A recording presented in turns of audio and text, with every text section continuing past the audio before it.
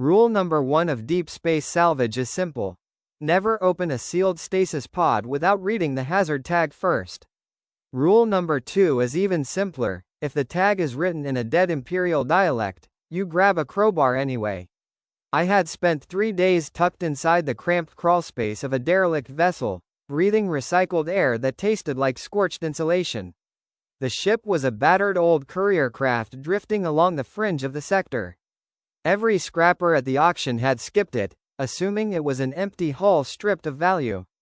But my eyes caught something during the bidding. Right beside the scorched sublight drive, someone had crude welded manual override handles made from distinct human alloys. Alien builders rarely bothered with manual backups, preferring automated subroutines that failed when power dipped. Human engineering was built on a paranoid philosophy. When everything explodes, you still need a heavy mechanical lever to yank. That detail brought me straight to the dead craft's underbelly, past rows of shattered junction boxes. The lower decks smelled of vacuum and old rust, a cold silence settling over my suit as I worked my scanner along the bulkheads.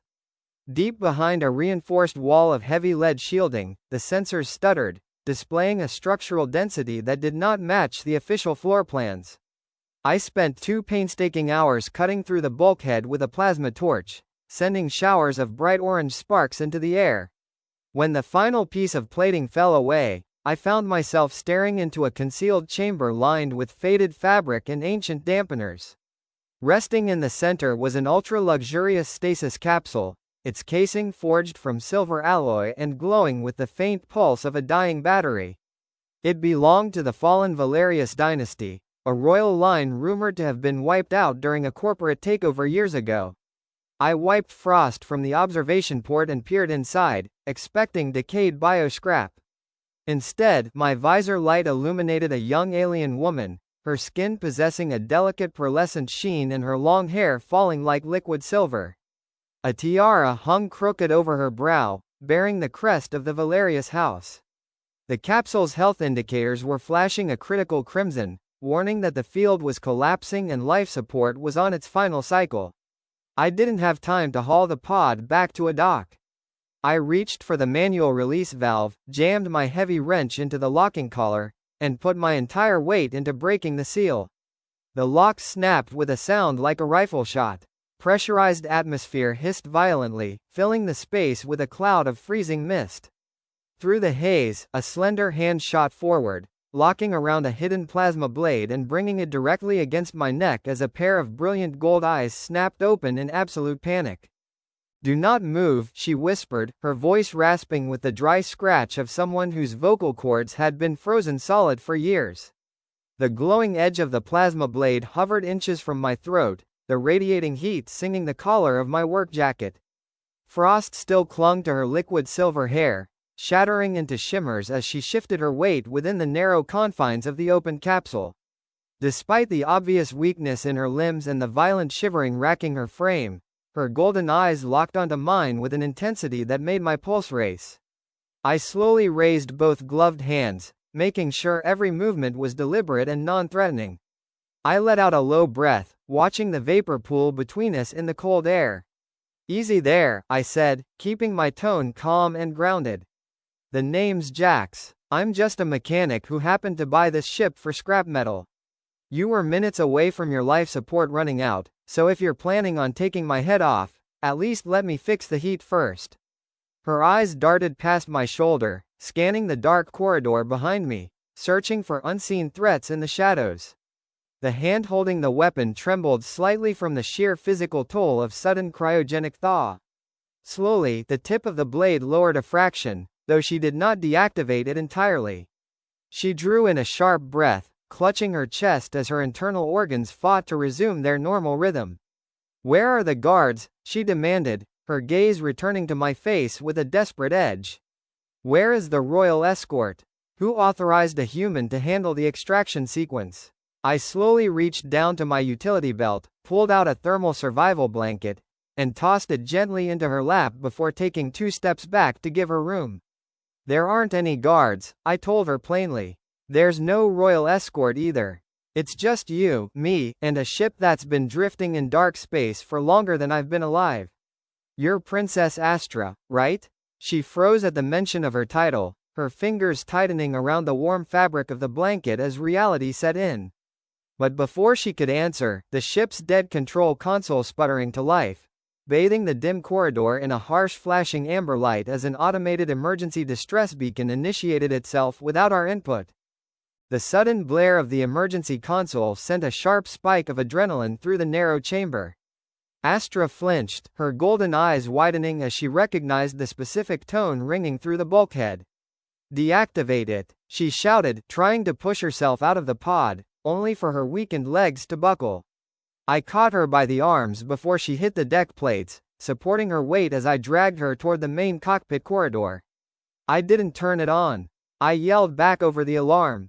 The POD's seal was tied to an automatic location ping. The moment the mechanical pressure dropped, the ship sent out a broad-spectrum quantum signal. Astra's face went pale, her pearlescent skin losing what little color it had regained. "Then we are already dead," she murmured softly. "That ping wasn't meant to call for help. It was designed to alert Aegis Dynamics."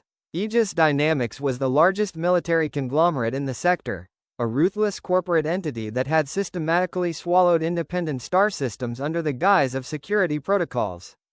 Years ago, official news broadcasts claimed the Valerius Dynasty had perished in a core implosion accident, leaving Aegis to step in as administrators. Hearing her mention their name confirmed every dark rumor that had circulated around back-alley spaceports for a decade.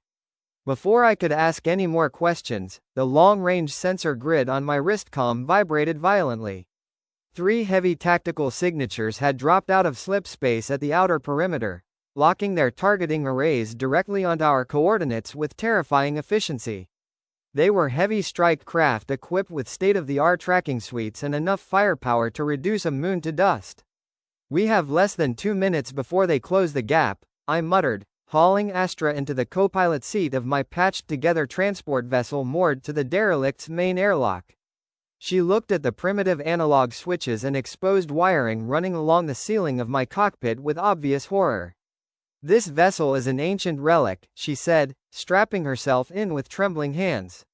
"Its energy shields won't withstand a single salvo from a corporate warship. Their AI-guided targeting systems will calculate our escape vector before we can even engage the main sublight drives."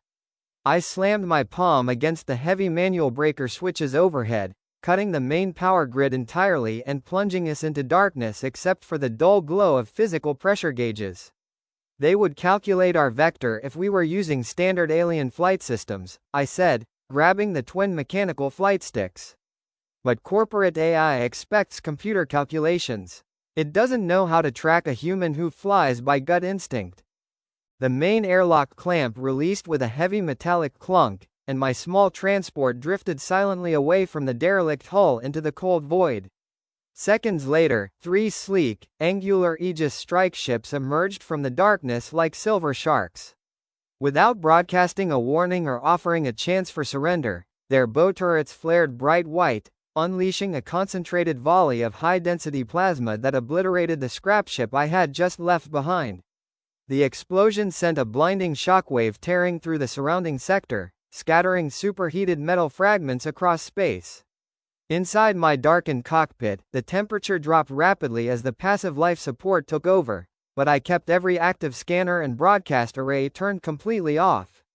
To the sophisticated long-range sensors of the Aegis warships, we were nothing more than a piece of dead debris tossed aside by the blast. "They aren't sweeping for visual contact," I whispered, watching the massive shadows of the strike craft glide past our port viewscreen. "They rely entirely on heat signatures, energy spikes, and automated flight paths. As long as we stay dead in the water, we're invisible." Astra sat frozen in her seat, watching the corporate fleet destroy the last physical remnant of her past. Tears welled at the corners of her golden eyes, but she refused to let them fall, her jaw set in a tight line of quiet defiance. "They slaughtered my family," she said softly, her voice barely audible over the low hum of the passive oxygen scrubber. "They called it an accident, but Varek, the chief executive of Aegis, stood in our grand hall and watched the containment field collapse. My mother locked me in that hidden chamber moments before the station was purged. I was supposed to stay hidden until help arrived, but no one ever came. I looked over at her, seeing past the royal title and the silver hair to the terrified survivor sitting in my co-pilot chair. Help didn't come because Aegis bought off every politician and fleet admiral in the quadrant, I said, reaching over to flip a mechanical toggle that engaged our manual RCS thrusters. If you want justice, sitting quietly in a dark box isn't going to get it for you. We need to get out of this sector, but we can't do it on standard hyperlanes. I pointed out the main viewscreen toward a massive, swirling expanse of twisted metal, crushed hulls, and volatile dark matter pockets stretching across the horizon. It was the Graveyard of Solitude, the site of an ancient space battle that no modern navigation computer would dare enter due to extreme electromagnetic interference. Alien ships can't navigate that mess without their automated AI guidance failing, I said, offering her a faint smirk. Lucky for you, human mechanics don't rely on AI to steer. Diving headfirst into the Graveyard of Solitude was like driving a ground car through a mountain rockslide in the middle of a blinding storm. Massive chunks of shattered starships spun unpredictably through the dark, propelled by chaotic gravitational eddies and residual explosion vectors. The moment we crossed the outer threshold, our long-range comms fried completely, filling the cockpit speakers with a steady wall of static. Behind us, one of the Aegis strike ships attempted to follow, its advanced automated engines trying to calculate a safe path through the debris. Within seconds, a massive drifting engine block smashed directly through its bow shields, shearing off its starboard wing and sending the multi-million-dollar vessel spinning helplessly into a dark matter pocket where it collapsed like an aluminum can.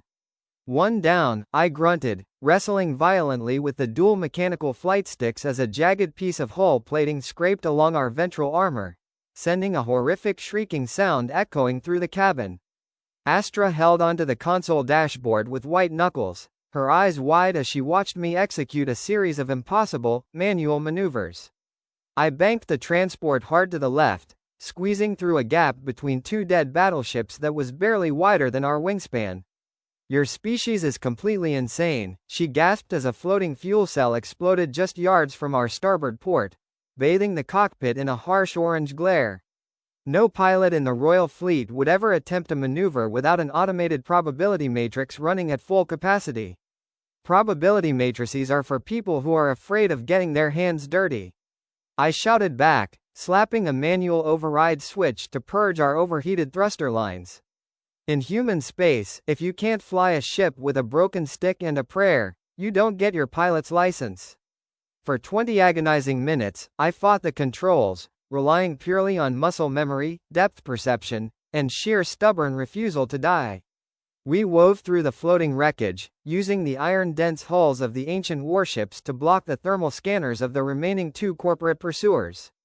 By the time we broke through the far side of the graveyard into clear, open space, the Aegis ships had lost our trail entirely, forced to retreat before the electromagnetic storms tore their own systems to pieces.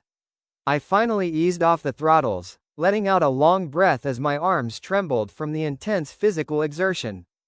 With the immediate danger behind us, I brought the transport into a low, stable orbit around a barren moon to run diagnostic checks on our battered systems. The ship was in rough shape, the hull was scorched, two maneuver thrusters were burned out, and our auxiliary power cells were running at less than 40% capacity. But we were alive, which was more than I could have asked for an hour ago.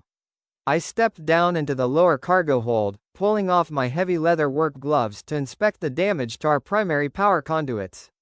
Astra followed me down the access ladder, her movements much more fluid now that the cryogenic numbness had completely faded from her muscles. She walked with an innate grace that contrasted sharply with the grease-stained deck plates and rust-covered bulkheads of my workspace. "You bled for me," she said quietly, breaking the silence as she watched me wrap a thick strip of surgical tape around a deep gash on my shoulder caused by a loose panel during our wild flight. "You ruined your ship, risked your life, and made an enemy of the most dangerous force in the galaxy, all for a stranger you found in a box." I paused, wiping a smear of black grease from my forehead with the back of my hand. Where I come from, you don't leave someone to die just because helping them is inconvenient, I replied, tightening the tape with a sharp tug. Besides, I've never liked corporate suits who think they own everything they touch. Now, if we're going to survive the night, you need to tell me what they were really after. A fallen princess is bad news for their public image, but launching 3 heavy strike craft into a restricted sector means you're carrying something way more dangerous than a royal title. Astra reached up to her neck, unclasping a delicate silver pendant that hung beneath her collar. She pressed her thumb against its center, and the metal unfolded into a dense, glowing cybernetic data core that hummed with immense storage capacity. This was installed directly into my family's personal vault, she explained, holding the glowing device out toward me. It contains the unedited, raw telemetry and internal communications from the night my family was murdered. It proves that Varek intentionally sabotaged the station's core reactors to seize control of our sector's trading routes. If we can upload this data to the Galactic Assembly's Deep Space Relay Station 3 systems over, his corporate empire will crumble overnight. But the relay station is heavily guarded, and my family's clearance codes are the only thing that can bypass its firewalls. The plan was simple on paper, but suicidal in practice. The Galactic Assembly Relay Station was a massive armored satellite orbiting a neutral gas giant, serving as the primary communications hub for the entire quadrant. Because it fell under neutral jurisdiction, Aegis couldn't legally block broad-spectrum transmissions from reaching the main galaxy, but they maintained a massive fleet perimeter nearby under the pretense of peacekeeping operations.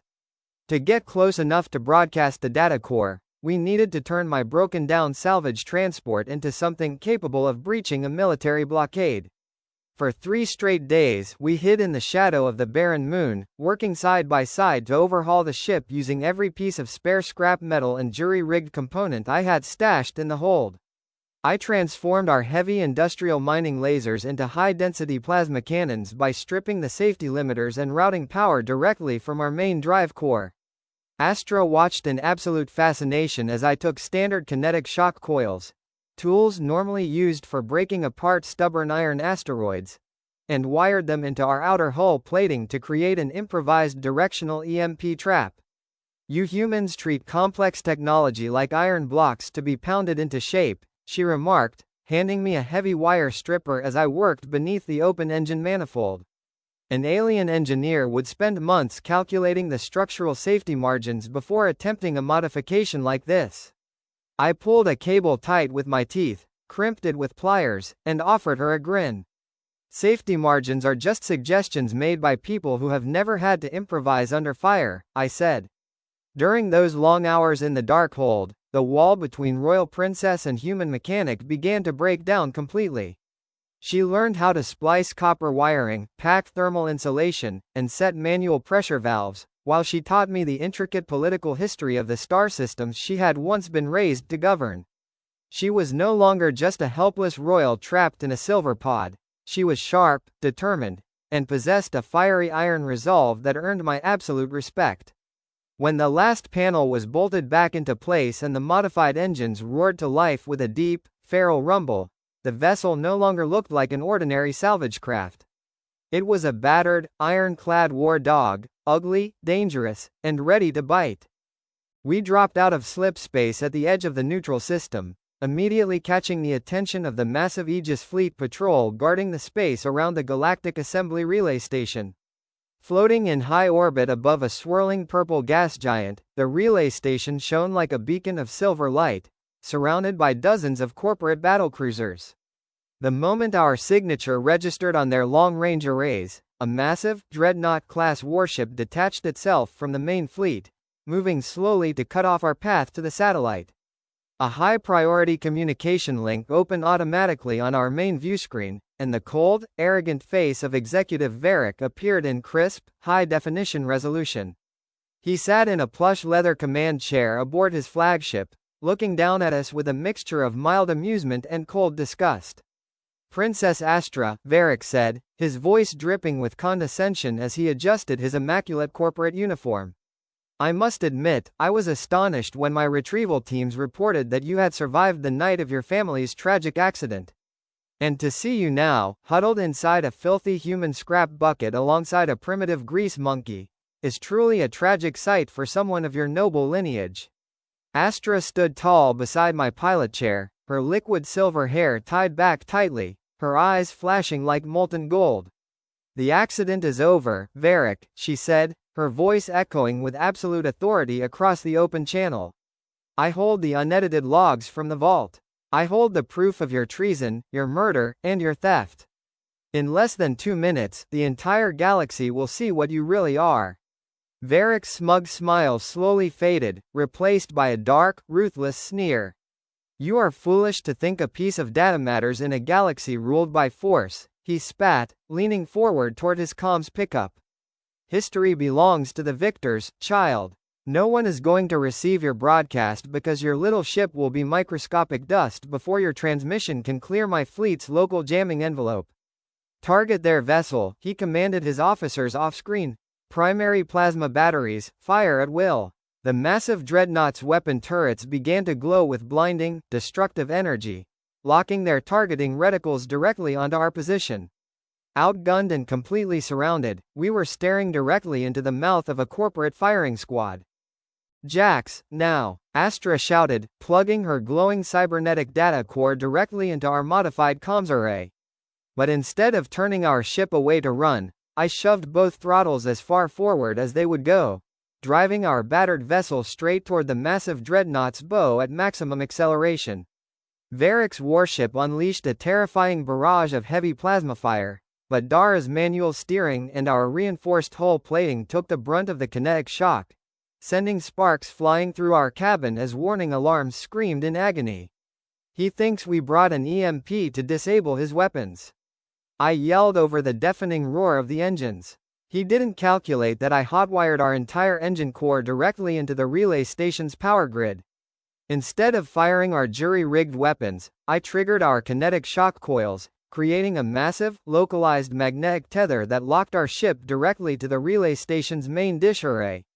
The sudden surge of raw, unfiltered human power flooded through the system, completely blowing out Aegis's local jamming envelope and opening an unblockable, high-priority emergency channel directly to the galactic assembly.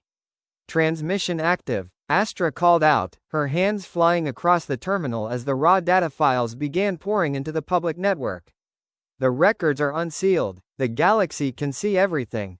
On the main view screen, Varek's face twisted in absolute panic as his bridge crew began shouting over conflicting reports. News networks across 36 star systems were already picking up the live, unedited footage of his treason. Desperate to stop the broadcast before it reached the High Council, Varek personally overrode his gunnery controls. Destroy them, he shrieked over the open channel.